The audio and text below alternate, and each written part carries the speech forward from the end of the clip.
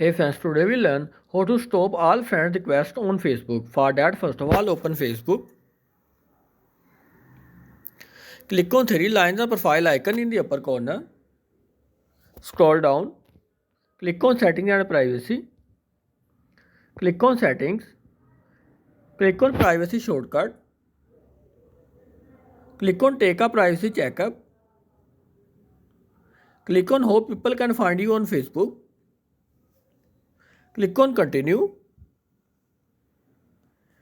Here you see who can send you friend requests. Change it from everyone to friends.